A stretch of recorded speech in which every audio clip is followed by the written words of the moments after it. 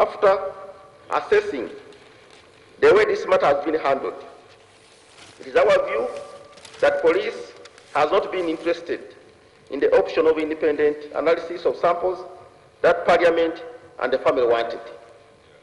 It was claimed that in this particular instance, the government machinery appears more vigilant in curtailing independent assessment and professional assistance as opposed to pursuing and apprehending the culprits.